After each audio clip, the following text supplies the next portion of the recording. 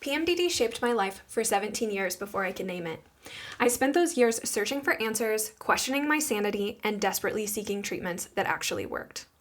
My painful journey had an unexpected twist. Helping others heal from PMDD became my life's purpose.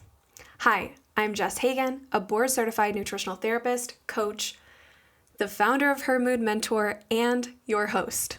This is PMDD Pep Talk, a weekly reminder that your suffering is real, your experience is valid, and your future is brighter than your symptoms suggest. Each week, we're going to explore the truths about PMDD that nobody talks about. The kind of truths that shift something deep inside you and make you think, maybe there's more possible than I imagined.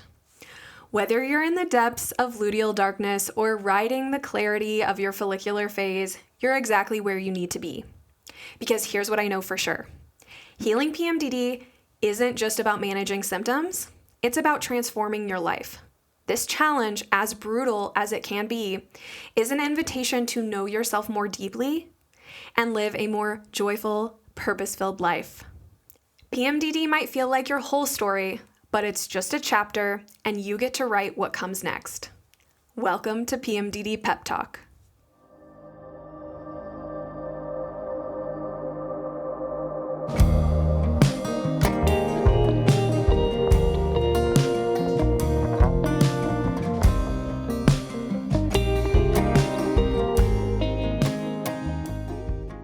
Quick pep talk pause. Remember that everything we talk about here is meant to educate and inspire. Always team up with your healthcare provider for personal medical advice. All right, now let's get into it.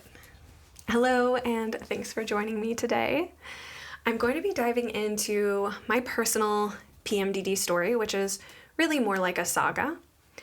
So thanks in advance for sitting through this with me. This isn't comfortable or fun to share, but I do feel that it's important for me to share what I went through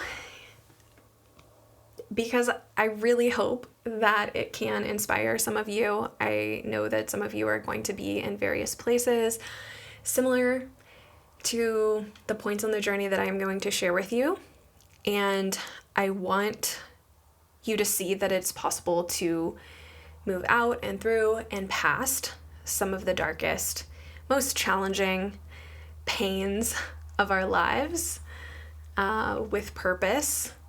Your trauma can become your teacher.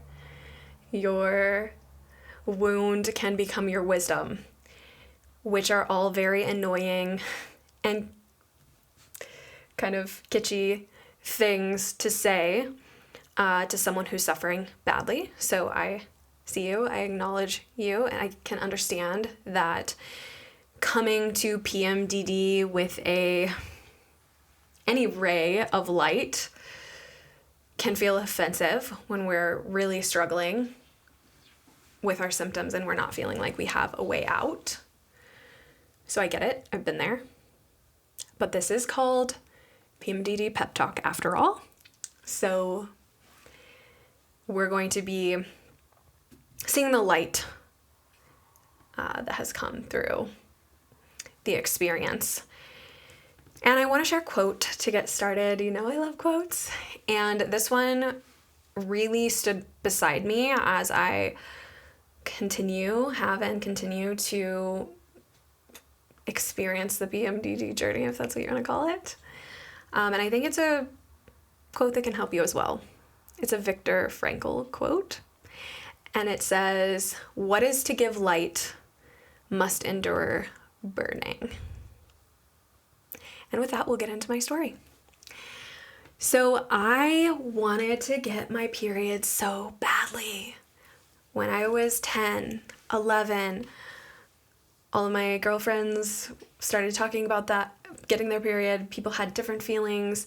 Some people were scared. Some people were really nervous that it would come during school time and they would be embarrassed. You know, there's so much unknown that comes with that life transition. But I was thrilled. My whole childhood, I just wanted to grow up. I wanted to be a woman. I wanted to do my own thing. And getting my period was a symbol of moving towards that independence, that autonomy. So I was hyped. I was just chomping at the bit to bleed. And all my friends around me were getting their periods. And I was just waiting and waiting and waiting like a kid on Christmas, okay? Little did I know what was coming for me. And the way it played out is quite hilarious and very memorable. So of course, my period waited to come until my mother and father left on a cruise. They were gone on a trip for a week. My mother and I were very close.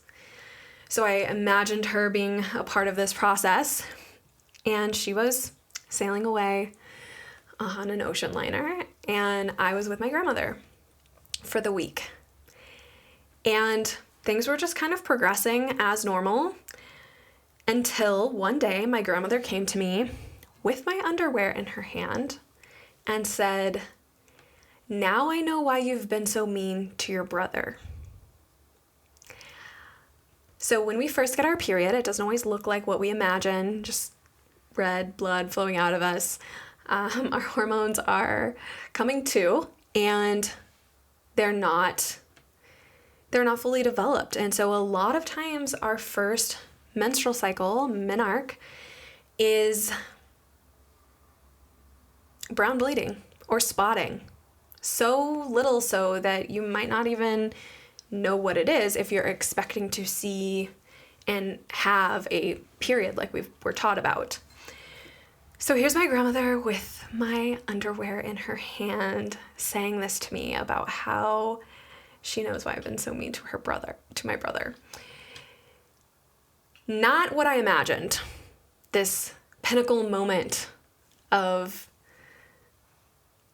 me emerging into womanhood did not look like this, but it gets worse. My grandmother had a hysterectomy because of what we now think was PMDD and endometriosis. So she did not have pads, tampons, anything in her home. So she asked my grandfather to go to the store to get me pads, which was extremely embarrassing as a young 13-year-old.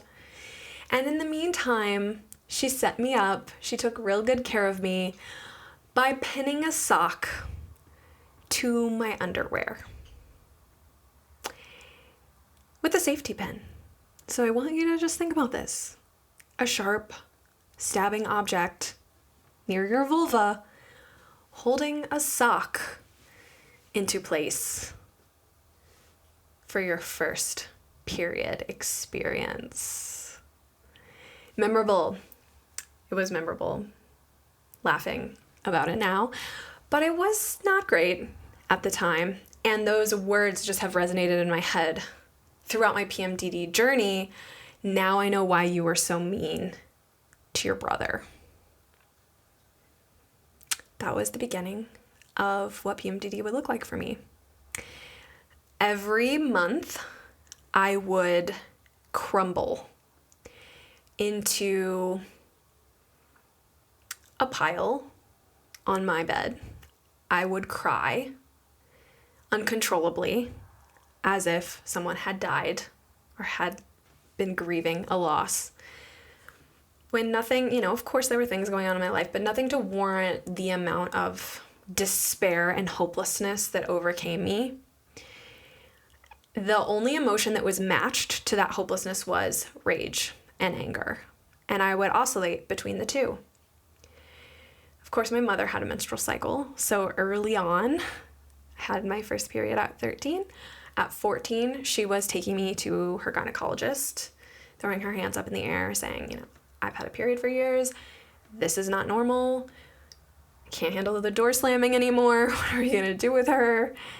And so I was placed on birth control at a very young age in hopes of regulating my hormones, which is something to think about now when I know well that hormonal contraceptives, taking a synthetic hormone, cannot regulate your hormones. It replaces your hormones, but we're not here to talk about that today. So as a young child, I was put on a strong medication to change and replace my natural hormone production with synthetic estrogens and progestins, but it didn't make it better. It increasingly got worse. And by the age of 17, I was continuing to deteriorate. I was on the dance team in high school, and I would alternate between, again, these two versions of myself, this very social, outgoing, adventurous, happy, playful person, and the stark opposite, an unrecognizable version of myself, consumed with self-loathing and hate and confusion and despair.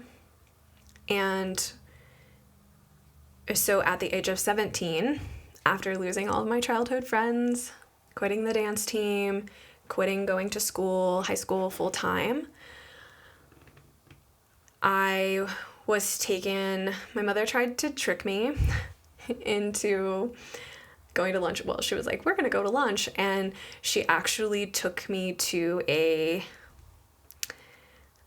facility, an in-person patient facility for young teenage girls, essentially, that had such a reputation in our area. I can't think of the name of the place now, but it was well known, to have an evaluation with a psychologist. And I was then diagnosed with an eating disorder and bipolar disorder. And I was put on antipsychotics, and they tried to admit me, but my parents chose not to admit me. But I did take the antipsychotics. And from there, my life continued to deteriorate. I began self-harming and increasingly using substances to cope, being very impulsive and escapist, and using my body and sexuality as a escape from the pain that I was suffering through and the loss that I had experienced over the previous years. So it really just got darker and darker. And when we think of mood disorders and hormonal mood disorders like PMDD, we don't really think about what that looks like in a social, relational way. But it's very painful for those around us. There's a lot of abuse that can come from those of us who are experiencing PMDD.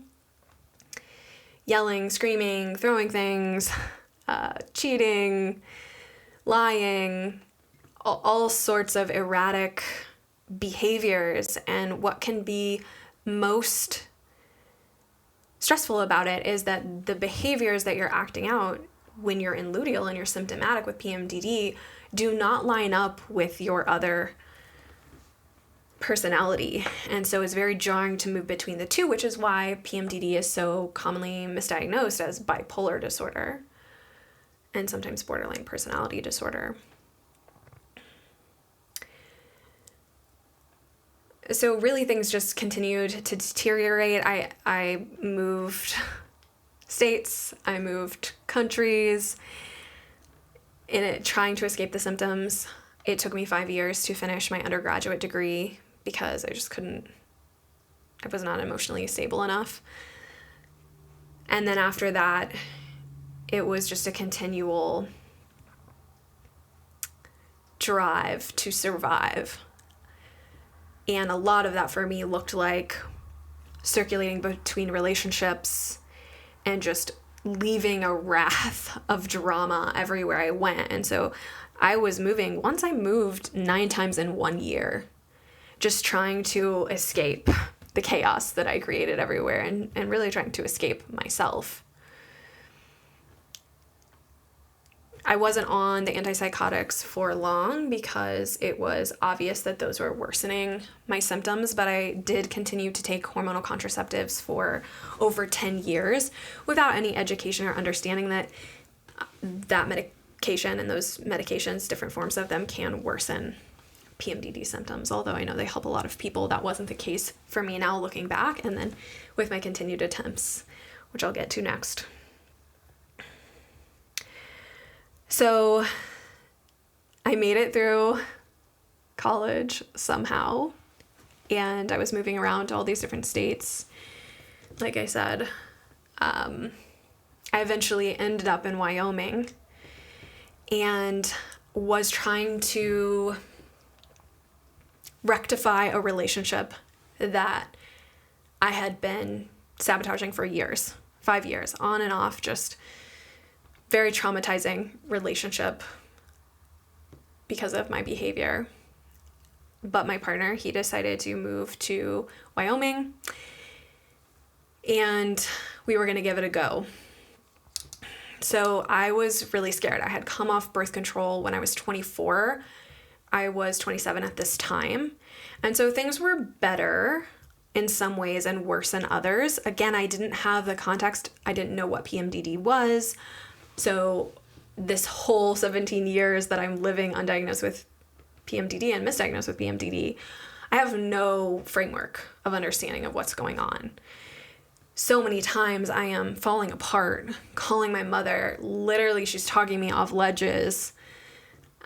Just wait a little longer. You're going to get your period. You're going to get your period. It's going to get better. It didn't matter how many times I went through this. I could not connect the self-awareness that these extreme psychological episodes that I was facing month after month after month were related to my menstrual cycle. I just couldn't put it together. It was like every time it happened, I was so sucked in that I couldn't do anything but be in it. And yet my mother had been taking me to gynecologists since the age of 14, trying to figure this out, knowing that it was linked to my menstrual cycle, but I just could not piece it together. So in 2017, when I'm getting back into this relationship, I go to my gynecologist and I say, I really don't want to mess this up. This has been years of me messing this up. Can you help me? And they put me back on the birth control that I had been on for 10 years. And within 3 months, I systematically destroyed every good thing in my life. I lost that partner. I lost my housing. I lost my job. I lost my best friend at the time, who had been my best friend for about 5 years at that time. She was fed up with the drama. She couldn't hold space for it anymore.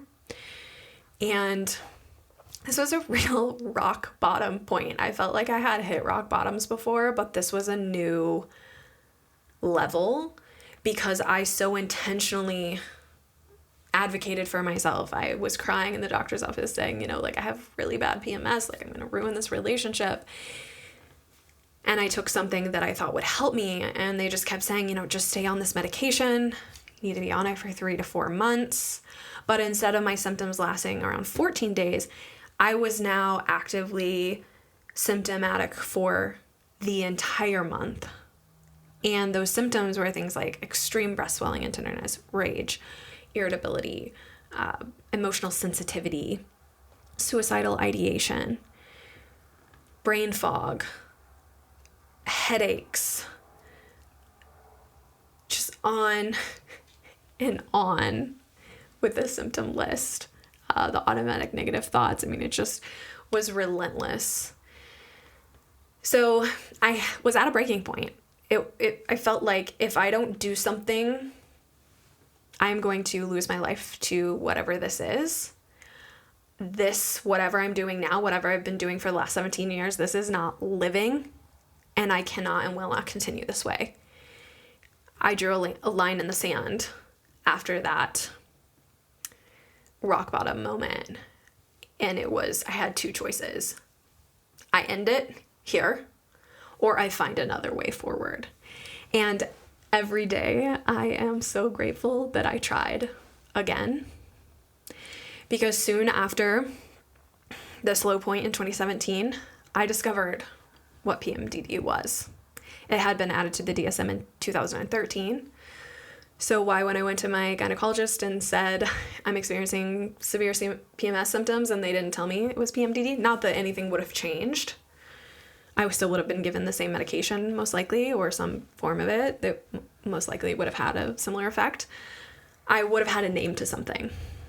Because while I was crumbling and my life was falling apart in 2017, I was going to different psychologists looking for a diagnosis of a personality disorder. Like, I knew something was wrong. I just couldn't figure out what it was. And again, I was not so self-aware to tie it to my menstrual cycle, which is just the most crazy part of this whole story. But once I found out what PMDD was, and I learned, oh, this is a hormonal mood disorder, duh, I started to realize I don't know anything about my menstrual cycle. I don't know anything about hormones. So I started my path down the integrative menstrual health route. And luckily, this was 2017, so this was a big women's health movement period of time, pun intended. It was really the period revolution. A lot of books and a lot of the OGs in the women's health, menstrual health field, even today, started their careers and launched their careers during that time. Not started their careers, but became known during that time. So there was more and more information out there. And I started learning about the 4 phases of my menstrual cycle. And I started understanding what hormones were. And then I started to learn what I could do to improve my hormonal health and my menstrual health. And within 3 months of trying and introducing integrative menstrual health protocols, I experienced my first symptom-free period. This was in 2018, after 17 years of wanting to die for up to 2 weeks every month. So this was a beautiful and painful experience, because when my period came without warning, I didn't quit my job, I didn't move to a new state, I didn't break up with my partner or cheat on my partner or do something crazy or illegal. My period just came. And that was the day I viscerally remember sitting there thinking, this is how people my age are married and have doctorate degrees and own homes and so on, because their periods just come and their whole lives don't fall apart for 2 weeks before. Because when you're living with PMDD, it's not just the time that you're symptomatic that is affected. There's a damage and a damage control cycle. The damage is happening when you're symptomatic. And then you feel better. And you kind of come to literal and figurative disasters in your life. You have to apologize to people. You have to mend relationships. You have to clean up your life. You're not just suffering for 2 weeks of the month. It's a everyday thing. Because even when you're feeling good, if you're not in denial, which that's a place that people go, if you're not in denial, you're fearing the next cycle and you're bracing for it. So it's no way to live your life. And I'm not telling you anything you don't know. If you're here at PMDD Pep Talk listening to my story, you've experienced some version of this. But in that moment of discovering what a symptom-free cycle felt like, I also knew that this now would be my life's purpose. Because if I could help one person find that relief, find that understanding, not have to continue to suffer like I did for 17 years and believe that that was it. There was nothing else for me. This was just how my life was going to be. I was really called to help others like yourself move through this experience in a different way. And while there's no cure for PMDD, there are ways to reduce and manage your symptoms, and there are ways to live a fuller, more purposeful, and meaningful life despite symptoms. It requires learning. It requires tools and protocols for reducing your symptoms, which we have to dive into the root cause there. It requires symptom management skills. It's not the easy way, but it's the difference between feeling like you can move towards your dreams and your goals, feeling like you can have a life and not. So a lot's at stake there. PMDD, it erodes your sense of self. It erodes your self-esteem, your self-confidence, your connection to your intuition, your trust in yourself, because of the way that you behave when you're symptomatic. You're suffering, you're reacting, you're acting out of the pain that you're going through, and those actions reinforce the beliefs about yourself. And so it's this revolving damage and damage control cycle that you can't get out of. It's very hard to get out of on your own without support, without education, because it's this repetitive thing. It's a self-fulfilling prophecy. And something that I realized, and something that I have compassion for my past self now when I think about, how did I not connect this to my menstrual cycle, right? When our emotions are high, which they are with PMDD, our intelligence is low. That's what I remind myself. When our emotions are high, our intelligence is low. And that helps me forgive myself for all of the years of pain and all of the people that I hurt. It's one thing to have suffered myself, but to have to sit with and acknowledge and hold the space for the reality of the pain that I caused others, my parents, my extended family, many friends, many people, many partners, many intimate partners that I loved dearly. That is the hardest part. And that is the thing now in my work, working with thousands of others going through PMDD, that is the motivating factor that tips them into taking this type of approach. We will endure an incredible amount of suffering within ourselves, but when that suffering starts to hurt our children and impact our parenting, start to crumble our marriage and our relationships with our partners, starts to get in the way of us being able to achieve our goals or complete our degrees or wherever our purpose is aligned at that time, that is when people show up at my computer screen ready to take the steps, ready to take this approach for true healing. And we're going to talk about, I know healing can be a triggering term and people have a lot of different feelings about what does healing mean. When I say healing, I'm not meaning curing PMDD. I'm going to do a whole podcast about what healing PMDD means. But that's not what it means. In simple terms, it means getting your life back. Reclaiming a day, 2 days.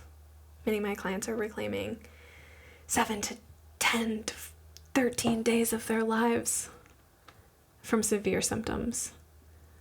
That's the difference that we're talking about here. It's not about never having a hard cycle or never having a bad day again or reacting instead of responding like we wanted to. It's about improving the quality of your life. So to finish out my story leading up to where we are today, The 2017 rock bottom became my trampoline. And in 2018, I discovered what PMDD was. I took the integrative menstrual health approach. I experienced my first symptom-free period. I was changed forever, and I wanted to help others so they didn't have to suffer through what I had just gone through. So initially, I started doing peer support with IAPMD, but I quickly realized that I couldn't have the impact I wanted. So my partner at the time, who's now my husband, spoiler alert, he was encouraging me to share my story, to go back to school and get the credentials to do something more than peer support. Since I really recognized I just couldn't have the impact that I wanted there. So I did. I started that process, and it started with me getting board certified in health coaching. And I started building out Her Mood Mentor. In 2020, I launched Her Mood Mentor after years already of doing peer support and being on the journey to building Her Mood Mentor. There was so much behind the scenes that needed to happen, including the education. And then I started working one-to-one with clients, and I launched my program, PMDD Rehab, which walks you step by step through how to reduce and manage your symptoms. And then I realized I wanted to do more in the nutrition realm. So I became a nutritional therapist, a board certified nutritional therapist, and started integrating that into my work at Her Mood Mentor.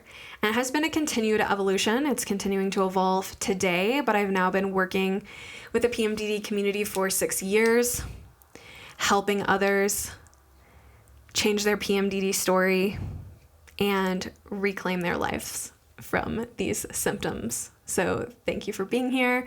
Thank you for sticking with me through the saga that was my PMDD and is my PMDD journey, continued today. And I'll see you next time.